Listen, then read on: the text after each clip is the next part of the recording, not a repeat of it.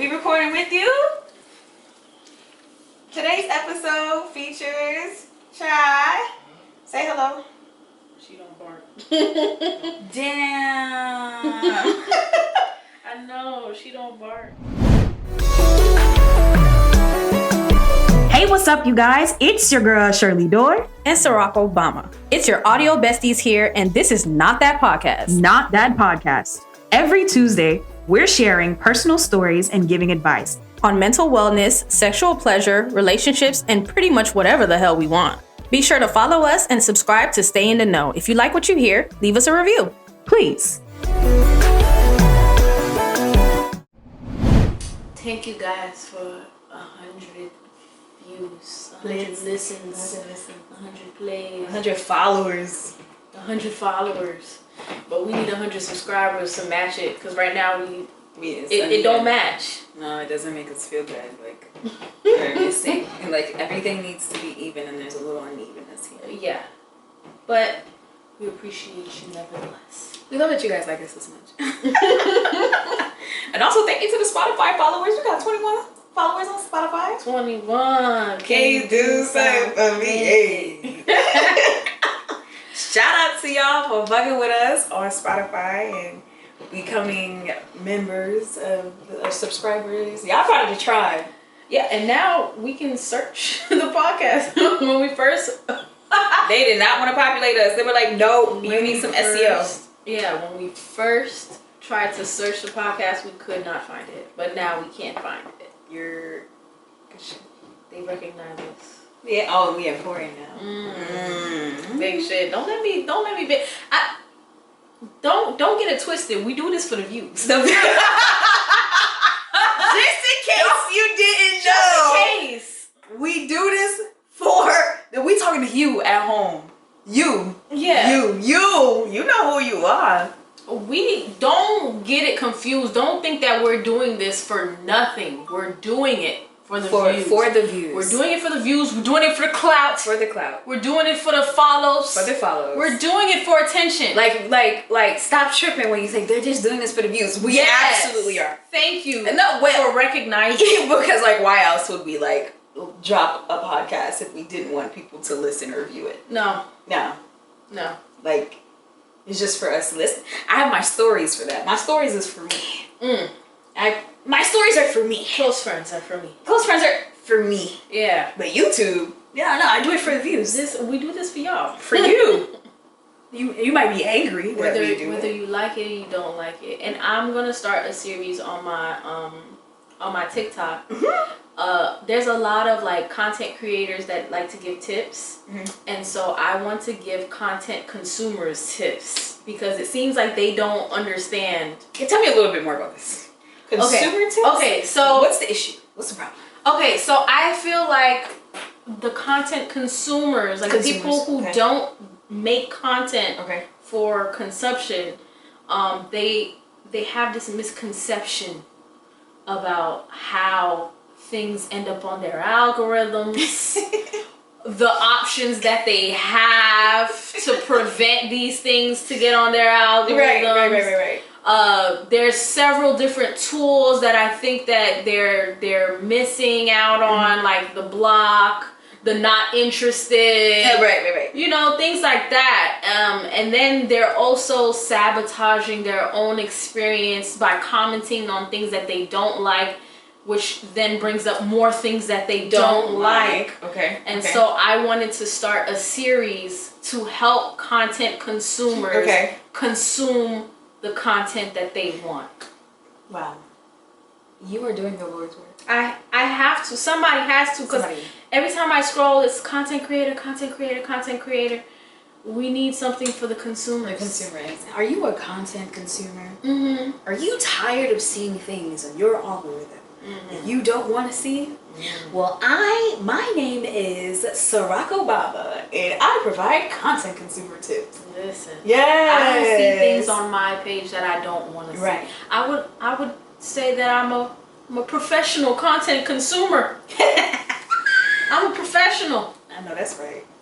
So our last episode, got some people mad. But the last episode that we had, was what I thought was amazing. I felt like we really gave y'all some gems. Well, that's not the one that pissed people off. Oh, damn. Was it? Are they mad at that one too? Nah, man, they're mad at the black diaspora thing. It's all, you know.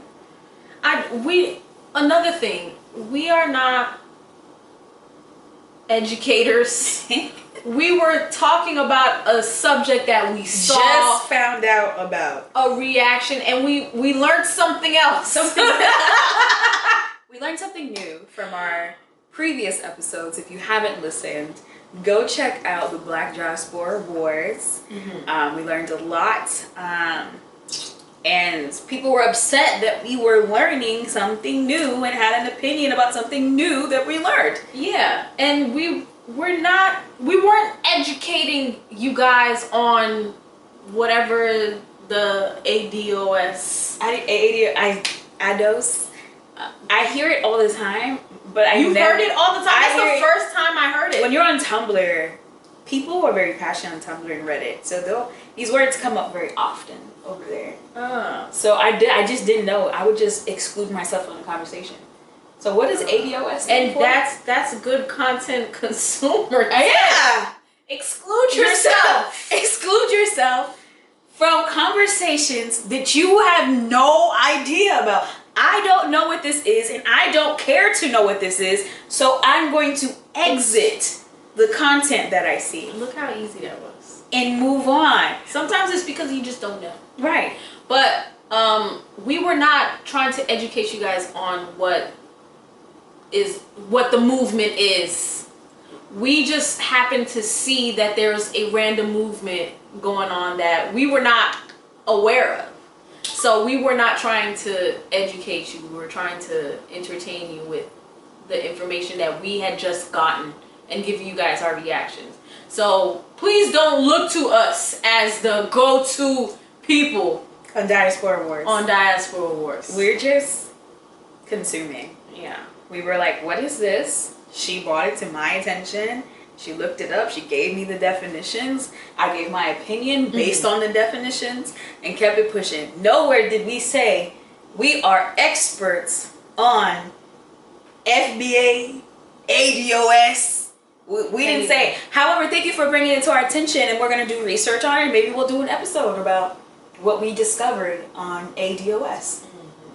Now, the gems from the last episode, I wanted to correct something that I said that was incorrect. Good, Sade. Correcting herself? I have been on a date. You did not do that. I said that I had not been on a date, and as of today, I have been on 2. In your entire life? No, like since breaking up. Yeah. Okay. Well, there you have it. Fact checking herself. You've been on 2 dates? Yes. So I apologize for the conception. The misinformation that I gave last week. I have been on 2 dates. 2 dates. Okay. Yes. Okay. All right. 2 dates. Last episode, y'all almost got Ciroc to crack a tear. My life's purpose is to get Ciroc to cry on the podcast. I'm really good at getting people to cry in a therapy space, but that's because I create the safe space for them to do that. But I want to get Ciroc to turn those like tiny little like drops into like actual tears. Yeah, I almost got her. But you know, she a thug from Miami. I could only... Baby, I'm a thug. I think the tears of anger. No, you were pissed. Yeah. Yeah. Y'all want to see tears of anger? Listen, if you want me to go read my requests, I will have tears of anger. I will have tears of anger. What? But yeah, we learned that, I learned the last episode that based on Ciroc challenging me that maybe I am interested in dating, but I'm flagging. It's a flag on play. So we'll dig deeper on that. Like maybe I'll go back to my therapist. You know, I was good. I ain't need you. She was like, you coping well. You left your job. You work for yourself. Now y'all made big plans last year. So I'm on a break from seeing my therapist until I have an actual issue. Okay. Okay. Yeah. So this episode is supposed to be about self-love, self-care. So masqueti and a side of compa. Yes, self-love. With masqueti and a side of compa. Ziggy, ziggy, ziggy, ziggy. Sweet la. Sweet la. So, for Black women, 2023 is the year for radical self-care and self-love. I'm calling it. You got it. It's yours and nobody else's. Y'all gonna be taking care of yourselves. We're not gonna say F niggas. Like we're eliminating that this year. We're gonna try to like not say that. But there is a TikTok video that I saw that says indulging in rest is absolutely necessary for you to achieve and maintain your health and wellness goals. And then after her video, thousands, well hundreds of people were trying to show what radical self-care is. So I figured I'd start off with like the definition of radical self-care, and then go into what are ways that you practice self-care for yourself as someone who works in the corporate world, and then myself as an entrepreneur who works for herself. So the first one is radical self-care is the concept and the rejection of hustle culture. Rejecting the fact that you have to grind 24/7 in order for you to make it or for you to keep up with the Joneses, whatever. It's rejecting that idea, and it's letting you take yourself away from things that tie you to your work and obviously capitalism, but work on things that are just radically yours, things that you just want to focus on for yourself. So with that, what does self-care look like for you? Radical self-care? Radical is just like fuck everybody. Oh. Cause I mean, for working hard, I'm always gonna be a work smarter, not harder type of person. Even in my career, like I try to they care a lot about work-life balance. Like I work for a really good company. I really like my job. Like they really care about work-life balance, clocking off on time. If anybody has to work like overtime or anything like that, we just bring it up to our manager's attention. Sometimes like they'll just give it to somebody else. So work smarter, not harder is usually how I like to do things. And then self-care, I feel like I get my nails done. I play video games. I watch anime. I like social media. And I had a therapist try to tell me that social media is not a good source of self-care or episode 1 to learn more. Or like a good way to relax or whatever, because you know people take social media serious or whatever. I take it as entertainment because I don't know none of these people. These are characters to me. Social media is not a real place. Just people's real lives all coming together, and like you have access to other people who respond. It's not a real place to your real life. And I post BS. Who knows if other people are posting BS? And then there's people that don't have profile pictures and profile names. Those are Russian bots or white supremacists. Like I don't know who you are in real life, so things like that don't bother me because it's not real to me. So I love watching it. If you can't show your face, why should I listen to you? Oh, they have a lot to say. Yeah, they have a lot to say. If you can't show your face, even if you do show your face, who are you? Who are you, darling? Who are you? I like that girl. If you can't show your face, why exactly do you want me to respond to you? Why are you responding to me as if your comment means anything to me? Because who are you? Let's get started with that. You know what I mean?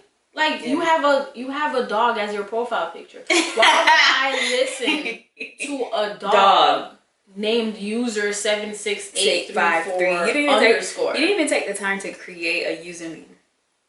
And you want me to listen to you? And your profile's private, but you have 0 videos. So That's why is it even private? That's not radical self-care. Y'all love responding to people who don't want to be known on social media. Let them talk their shit. Let them get their feelings out. Let them get their words out. And you keep it pushing. My favorite thing to do is turn off the comments. Because if you ain't got no comments to comment on, I turned off the comments, and so they went to another video to comment. And so you know what I did is I deleted the comment and then I tagged them and I said, "Did you say something?" Because I don't got no time. I don't got no time to be fighting with somebody I don't know. I work from home. I have time. No, I'm not gonna sit here. I'm gonna turn off the comments. And if you go to something else, I'm gonna just leave you there because chances are you're gonna go to an old video and I'm not gonna pay attention anyways. Hey, I had posted something and I had made like 10 posts since. And when I tell you they are looking at everything, I guess attempting to find something to discredit me about, because like on my social media, you don't know what I do in real life. Oh man, you go make a podcast about it and you shouldn't be a podcaster. You're a pod bastard. You're a pod bastard. Like try to come for the crafting business, try to come for a TikTok that I made that wasn't about me for real or something like that. And they be going ham. And I went viral a couple of times on Twitter. TikTok, I don't give a fuck about. I went viral on Twitter and somebody threatened me. They're like, because I made a post that said, I align more with being Haitian than I do being black. And everybody was upset when I said that. And I was just like, why are you mad that I align with the culture that I grew up with? I didn't grow up being black. I grew up being Haitian. And they're like, oh, do you mean black American? I don't got enough words to tell you if I mean black American.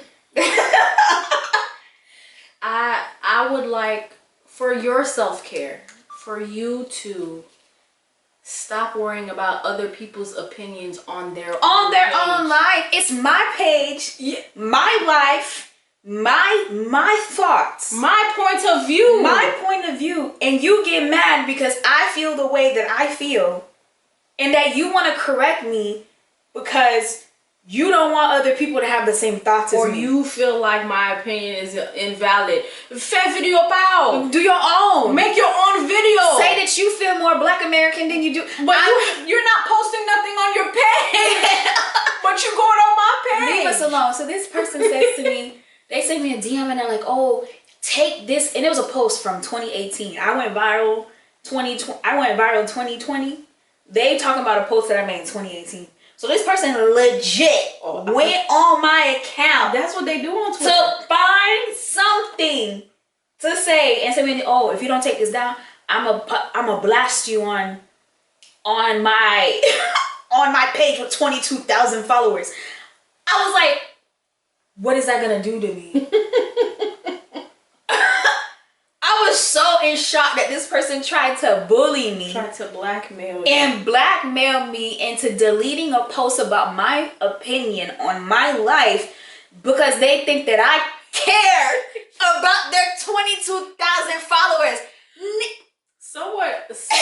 I went viral because people don't agree that I don't like Deku for My Hero.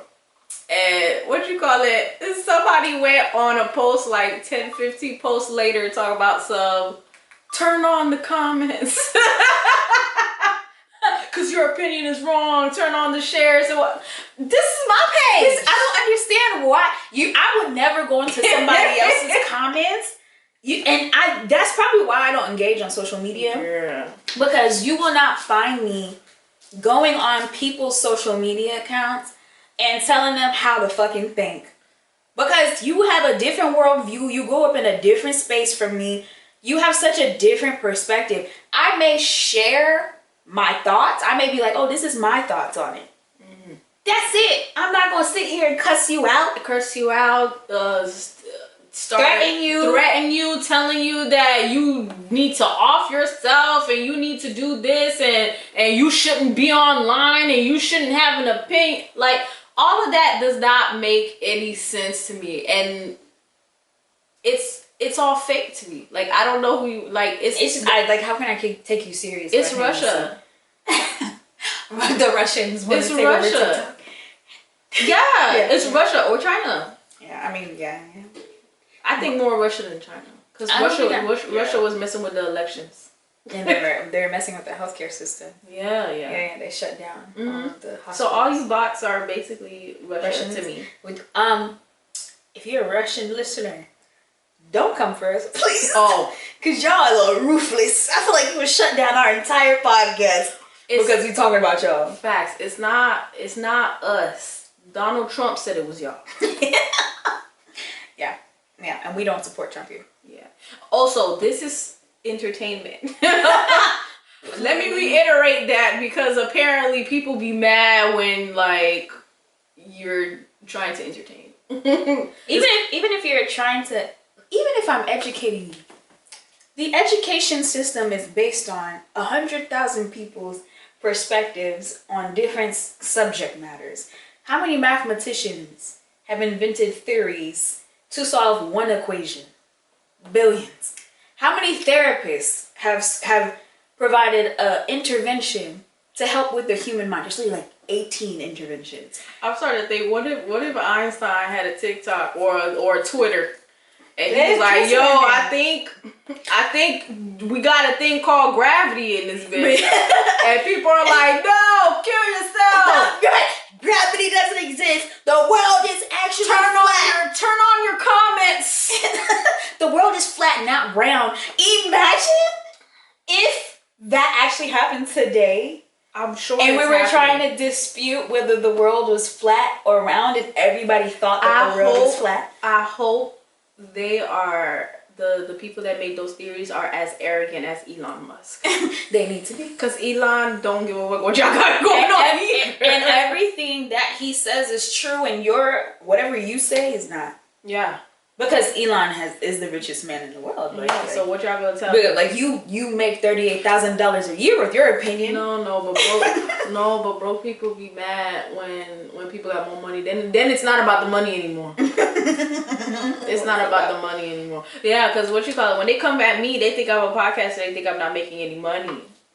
So they start bringing up potting or whatever because they don't know what I do in the daytime. Right. That's so funny because then like people would think that like I'm rich because I like post a lot. And I'd be like, there's no correlation whatsoever. I posted a lot in 2018 and I was a broke grad student. Like, yeah, but now when she posts, she don't post for free. What do you mean? She don't post for free. Oh yeah. Someone's like, so everything you post is an ad now. I'm not posting about my life for y'all niggas to talk about me for free. Y'all want me to let y'all to talk about me for? You want me to take your opinions for free? Come on. She care about her self-care. Self-care is knowing that you should be paid for people to bully you. If you're gonna bully me, I'm gonna get paid for it. That's what I was saying when they were coming for me. I was like, what's that gorilla guy? The guy that they keep calling? No. What's his name? I don't know his name. The one that they keep saying that he does stuff to make white people happy and laugh. I don't know because I did my due diligence and I blocked him. Because I don't want to see no nigga acting like a fool in front of I don't want to see no nigga. But if he's making money off acting like a fool for views, that's what he wants to do. But I don't want to see it. Right. So I block him. But I did not sign that stupid ass petition to get him off the... No. Why would y'all do that? Mind your fucking business. Mine. Clearly, there's someone out there who enjoys his content. If you don't like it, you don't like it. But don't stop this boy's bag. You don't know if he's making money to support his family. You don't know if he's making money to pay off his bills. You don't know if that man came from homelessness and now TikTok has provided him with an entire like empire. Like, leave it alone. Leave people out of y'all business. All you gotta do is block them so you don't see them. If you signed that petition, follow me for content consumer tips. There's no reason you should sign a petition on someone who's doing something because it brings them another source of income. Mind your business. You could just block. There's just one girl. You could put this is one girl. Somebody made a post about me in chat on their page, even though we broke up. And she commented and she was like, oh, they're not even together anymore. So what's the point of posting? And I'm like, Rihanna and Chris Brown not together anymore. And people fantasize about their relationship every day. She's like, oh, they're not together anymore. And she tagged her friend under the post, and then somebody tagged me under her comment, and the person was like, yeah, I don't know what the point of I don't know why you tagged me on this, but I noticed that she likes giving head and talking about head. And she's like, yeah, I used to follow her because of this post, and then I unfollowed her because the content changed. Consumer tip: you don't like me single? You don't have to unfollow me. Unfollow me. You wanted to see me boot up? Okay, I'm not boot up. Unfollow me. Follow me. Protect your peace, queen. But follow me back when I get another nigga. Hey, yo. So, self-care, radical self-care for me. Weekends off, no, non-negotiable. I used to do that when we were in CO and Cut. They'd be like, yeah, I'm free on Saturdays. I'm not recording on Saturdays. I'm not. What? I work Monday through Friday. 12-hour days, sometimes 18-hour days. So you ain't gonna find me working on the 2 days I can get off. I'm gonna get off. If it's a party, I'll work a party. I'll work an event, but I'm not working. Mm-mm. So do I. I also work, and then after work I Work double. No. Let me keep my Saturdays and my anime Sundays to myself. Shirley goes on solo dates. I think that's self-care. Yeah, I do a lot of solo dates. I've learned that I used to have this idea that I always had to have somebody to go out with, and then we're adults, right? And I realized like adults barely have time because you have like other priorities in your life. And I was like, why the hell am I waiting for another adult to experience these things?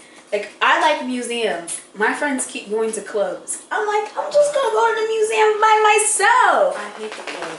Yeah. I just want to go to. I hate the club and brunches with no food, cause that's a day party. I say this all the time. Yeah, I use the word brunch to get people to come as a marketing strategy, but then if you really did have a brunch, people would keep coming. Mm-hmm.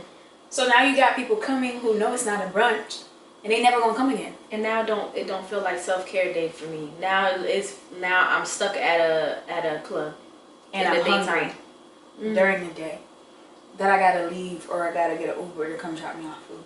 Mm-hmm. It's embarrassing. It's not self-love. Do better. It's not self-care. I've been making my dog more bougie. That's been helping me. I know that you've been decorating. I heard that that's like self-love. Oh yes, if you guys watch my vlog, I was like, let me do a little vlog because I'm getting a camera, so I was like, I'd like to like make different types of content and stuff like that. So I vlogged myself changing because that's my it's actually a coping mechanism, which is also like self-care because it's healthy. Mm-hmm. So I've been redecorating the house and like changing things around and stuff like that, and so that's been good. Making my dog a little bit more bougie. I got her pet cologne. I make sure she's clean now. I got her a little bougie necklace. Her necklace is mad cute.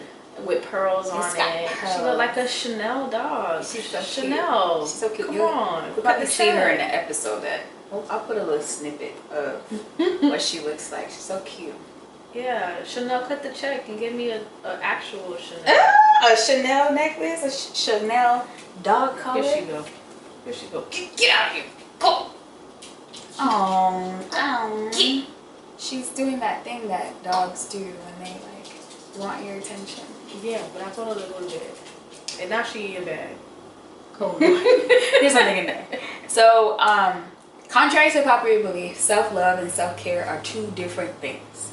I know y'all love using the words interchangeably because they sound alike because they got the word self in front of them, but they're two different things. Don't get confused. So I felt like it was important for me to first define what radical self-care is, because putting the word radical will help you separate self-love from self-care. And self-love is the state of appreciating yourself as you grow, and then the actions that kind of like support your growth physically, psychologically, and spiritually. So self-love is appreciating yourself. Self-care is the acts, the things that you do to kind of like reduce your stress, or like how you take care of yourself. They're used interchangeably for some reason, but they're two different things. Love and care are two different things. One seems more like action oriented, and the other, I mean, self-love, like love itself can be action oriented, but it's more like a state of your appreciation. And that's more like mental. You use more brain power than it is like physical actions. So, we'll self-love, but there a time in your life where you felt like you didn't have self-love?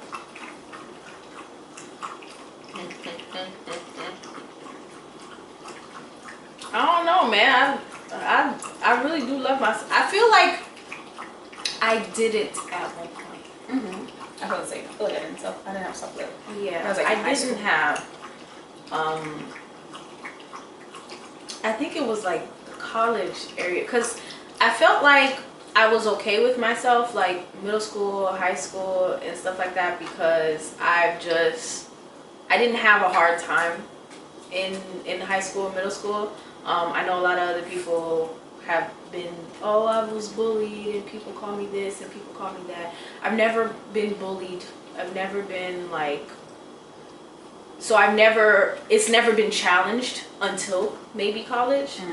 And then in college, I probably did not love myself. Like I've always liked myself, but I don't think I loved myself. My college years. Yeah. So for me, I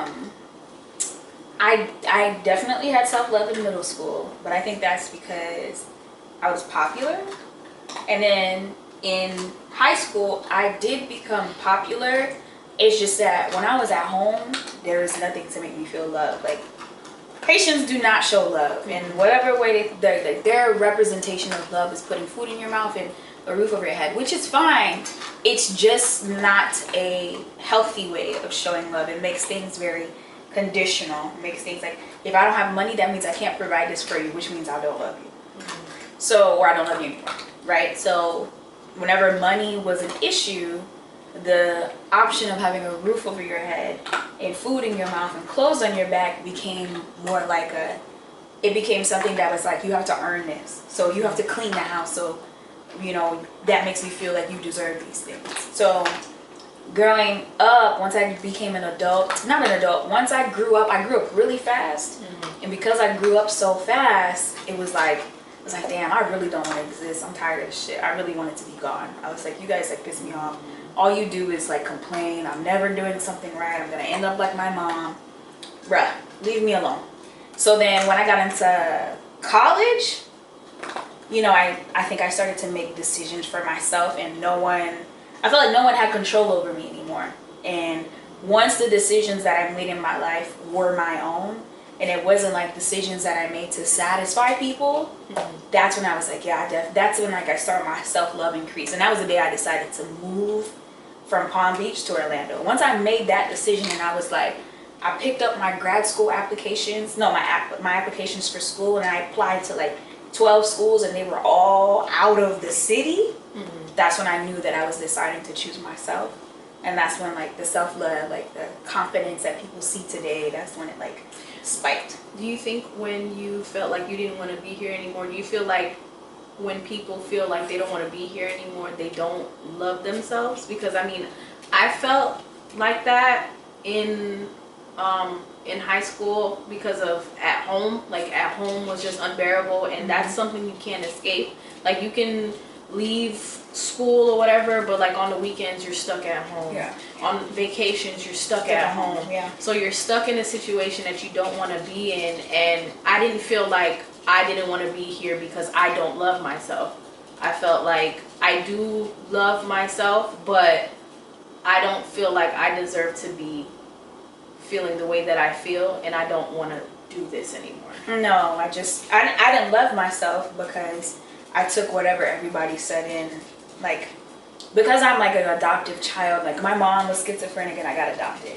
So everyone in the family was like, I felt like they were just on edge that I was going to be my mom 2.0. And so they kept projecting it. And it was like, even though straight A student, no sex, I was a virgin until I was like 16, all of these things, it's like despite doing those things, it was like everyone was just like, I'm going to be this, I'm going to be that, I'm going to be that. So I was like, well, if I'm going to be that anyway, what's the point of being here?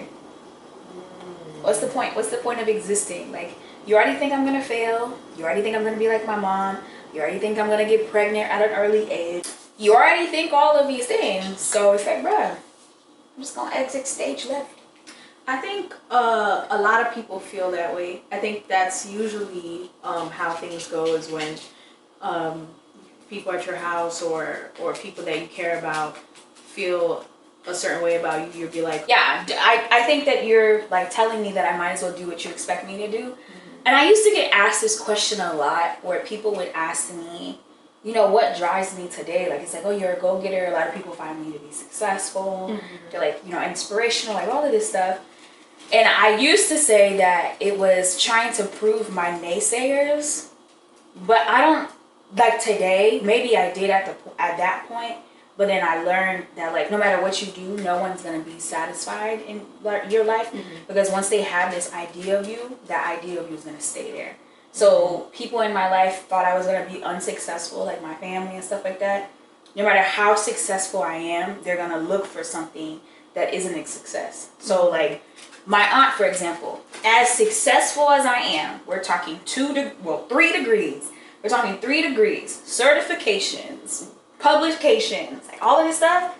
She chooses the one thing that she has over me to make me seem like a failure. And she's like, oh, that's why you let that little boy take away your life. Take away what life? Do you see why? Is she married? Is that what it is?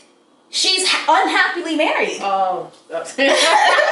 I was gonna say, what does she have over? Unhappily married with 2 children. Like, what? Why would I desire an unhappy marriage for the sake of saying that I'm married? Like, okay, yes, there's great to something to share with somebody, but at the moment I don't have that, and I'm absolutely content with that. But for you to be like, oh, that's why you let this boy do this and this and that to you. The guy was literally my 3rd boyfriend. Like, what, he didn't do anything to me other than break my heart. I think I've gracefully moved on. And didn't leave you with no kids. And didn't leave me with kids. And didn't give me a divorce. My situation is a little different, and my therapist says that all the time. Is like, your parents and your family are saying that you're going to be a certain way or whatever, and usually people would like lean into it and be like, okay, if I'm that bad, then I'm going to continue to be that bad, or show you how bad it can get. But the way that I've dealt with it is I'm going to do everything in spite of, and I never want to have to lean on these people again. I never want to be in a situation where I have to be under you for you to allow you to do that to me. Yeah. And so everything that I've done has been in spite of my parents, and you know, now they feel like I'm successful because the rest of their kids ain't doing shit, and they like to be like, oh, if I wasn't so hard on you, if I didn't do this, if I didn't do that, and I'm like, no, it's literally because I don't want to be around you is the reason why I'm so successful. Like, that's the reason for everything. Like, I was gonna go to FAU, and last minute I was like, nah, I don't think I should be this close. Oh my gosh, that's exactly what I said. I don't want to be this close. Exactly. Got into FAU, and I was just like, I went to UCF instead. Yeah. Because I needed to be like away. Right. And I never had to. I never need to ask my parents for nothing. I never had to. There was one situation, and I realized that I'm really, really on my own. Like, I got a 3-day eviction notice at the point when I lived on campus housing, which is crazy. Like, as a student, like y'all ain't gonna help a student. Y'all really gave an eviction notice. Y'all crazy. I got an eviction notice, and I had 3 days. So on the 2nd day, I called my mom and my dad, and I was like, oh, I'm getting evicted or whatever. I need to pay something or whatever. I don't have enough at the time. The job that I had ended the project and didn't secure my next job. They did eventually, but they didn't give me a next job yet. So I was literally like on my ass, and they did not help me. Yeah.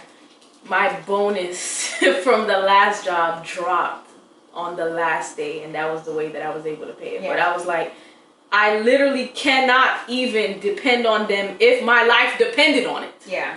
So I make sure that I do what I need to do. And now my salary is more than both of my parents. Right. Same.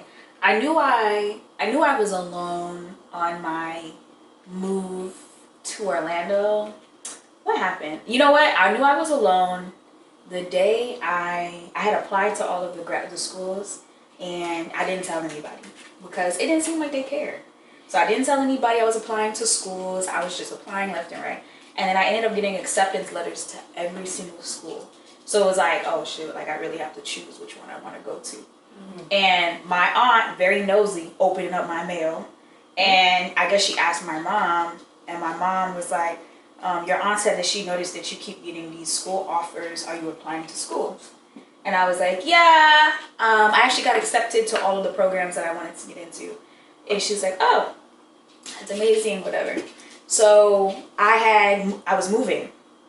I was moving to Orlando, and the person who moved me to Orlando was my ex's mom. And she had a boyfriend at the time, and that man took his car, packed up everything that I wanted to move to Orlando with, and then he packed his car, he packed my car, and they drove me up to my school. My mom did not ask me, does she want me to drive? Does she want to, can she come up with me? My aunt did not ask me, can they come up with me?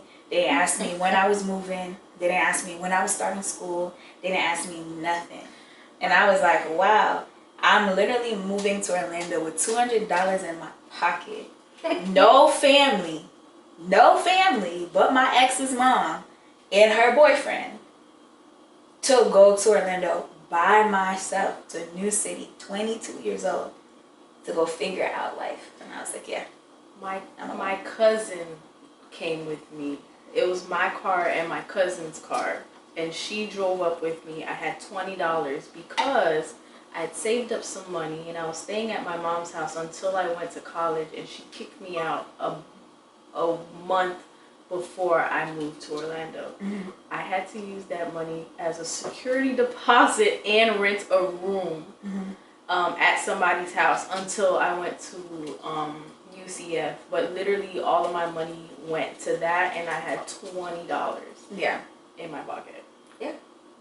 That's exactly how we made it in life to now make doubles the salaries of our parents. And if that's not self-love, what? That's what we call self-love. And that was what my aunt today says, that it's the most selfish decision. She said I'm selfish. And I was like, you damn right I'm selfish. I literally took care of elderly parents at the age of 12. And from 12 until like 22, 10 years, I was solely responsible for someone who had cancer, blood pressure, all of that stuff. I was solely responsible. When I got my permit, driving to appointments all the way in Royal Palm or Wellington, whenever he was hospitalized, I was the person that had to bring him to the hospital, sit in the hospital. I'm literally 18 years old in the hospital for hours and gotta go to school the next day at 5 o'clock. That's ridiculous. And you're upset. It was 5 years. We're talking 10 years of my young adulthood. For you to get your education. Get my education. And if you didn't get the education, she would have said something. Right. So that's why I was like, it's very interesting that despite the success, despite seeing that, when I tell you guys, and God, please keep it this way, I've never asked my family for anything. Nothing. I've never asked them for money. You can't even tell me how I got through school, grad school and undergrad, with my own money and my ex at the time. Grad school and undergrad, I never asked. My mom, she was always broke. My aunt, didn't feel comfortable asking her. No one in my family can say that they, from 16 to 30, have contributed to my life other than myself. I had to figure it out. I had to pay for it. Thankfully, I had a man who was supportive, but no one else can say that. Nice. No one else can say that they contributed to my growth but that man. Must be nice. But that man. Of course, they did the childhood development stuff. You get your credit there. But when life got hard, shout out to food stamps though. Shout out to food stamps. I didn't get a man that helped me financially. So if there's one out there that would like to make up for lost time, I'm available. But that is the act of self-love. The act of self-love is turning away the most important people in your life and choosing yourself. And I know, like, a lot of people ask me that question, like, okay, how did you cut off your family? How do you come up online and talk about your family? Because I would feel bad. And I'd be like, nobody owes anybody anything in this situation. Mm-hmm. They don't owe me the love that I was looking for. They don't owe me the money that I needed to come out to go to school.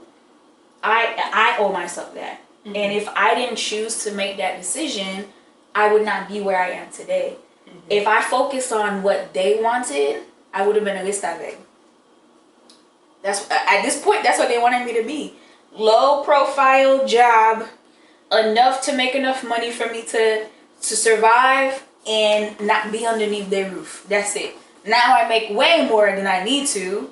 That allows me to support myself, get some team members, all of that. But that's what they wanted from me. And I asked for more. And choosing more. And sometimes it's not their fault sometimes, because sometimes they just don't know more, because any little extra that they have goes back to Haiti or family or whatever. Mm-hmm. And it's not even like education or nothing. It's literally they send money for bare necessities. Survival. Yeah. So it's not like you ever hear them,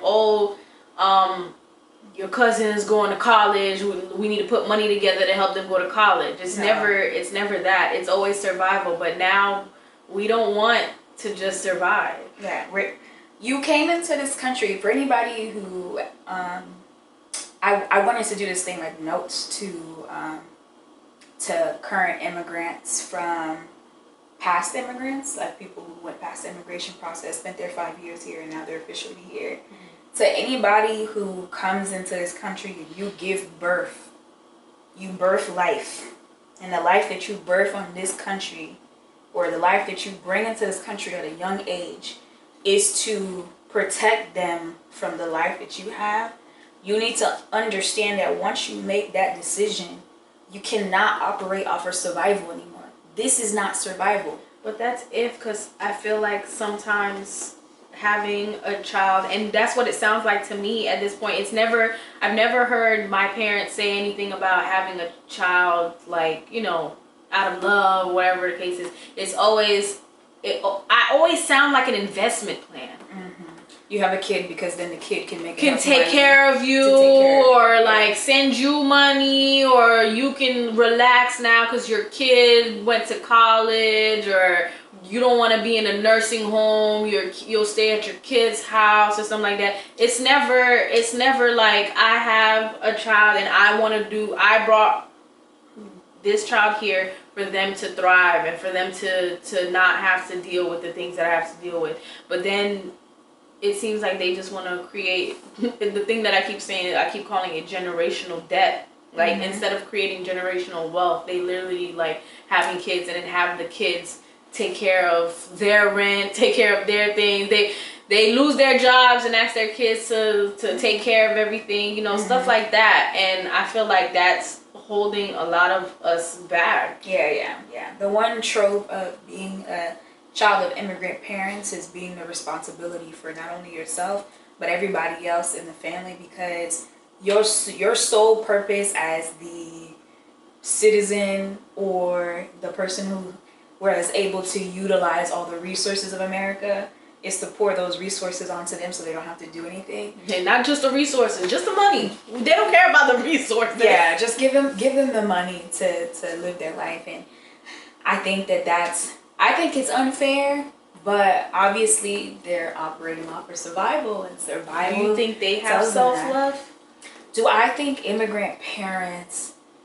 I don't think it's important to them. We see that in their relationships. Mm-hmm. Like they don't have friends. Yeah. They don't believe in friends. Bana afe zami avo. Ba vin ba voy l'école pour faire zami. But they do though. They be on the phone for like 18 hours. Right, but they don't call that person a friend because they're afraid. Mm-hmm. They're afraid of something, right? Whatever they're afraid of, this person turning on them or them being a mumble. So you think that they don't have self-love, or that's not a part of I don't think it's a part of their dynamic. I don't think it's a, what is it? Someone on Twitter once said to me that being gay in Haiti is a rich person's problem. That's how I feel about everything else. There are things that the poor just can't afford to care about. And loving themselves is something that they don't have time to care about. I feel like they don't have the mental space. They don't have the psychological safe space to care too much about the love that they have for themselves. That's why decisions like staying with somebody that hurt your feelings, dealing with family members who are like complete assholes to you, but you do it because you need money or you gotta support them. I feel like, and it all goes back to the selfish conversation. I feel like no matter how much they want to be selfish, they just choose not to because they choose other people over themselves. Okay. Yeah.